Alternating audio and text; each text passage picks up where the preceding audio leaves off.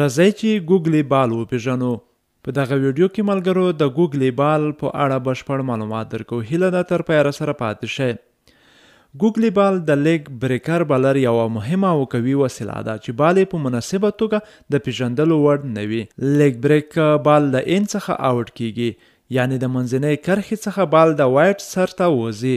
خو ګوګلي یا رونګن بال چې ښکاري د یو عادي لیګ بریک بال په شان وي، خو په اصل کې د آف بریک په څیر وي چې له بیټه په ډیره کمه فاصله کې په ویشتنځای بال لګیږي او بال نیغ وکټو ته دننه یا ان کیږي. ګوګلي بال د یو عادي لیګ بریک بال په شان نه وي. د ګوګلي بال سرعت د یو عادي لیګ بریک بال څخه زیات وي. ګوګلي بال د لاس په پورتنۍ برخه ترسره کیږي. ترسره کېدو په وخت کې بال د مړوند په ورغوي کې د بیټسمن څخه پټ وي او د مړوند پورته والی د ځمکې څخه د 180 زاویې درجې وي.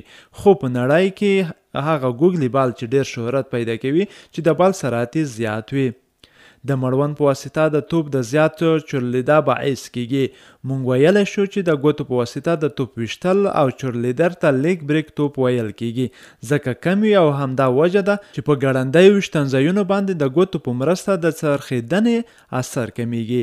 څومره چې توپ ډیر او ګړندی چورلیږي، په همغه اندازه توپ په ځمکه له لګیدنې وروسته زیاتیږي. په پخوانیو لوبغاړو کې لکه ټنډولکر، شین وارن او عبدالقدار. لیګ سپین بالر کولی شي چې د مختلف ډوله توپونو ګزار کړي او توپوهونکي د توپ ویشتنې د بدلون اوښتې له امله راګیر کړي، لکه لیګ بریک، ګوګلي، ټاپ سپینر، فلیپر او رو سپینس، بیک سپینر، شوټر، کویکر، سلایډر او سکیډر. توپ خپل وار سره د توپ وهونکي د مخنیوي لپاره اړ دي.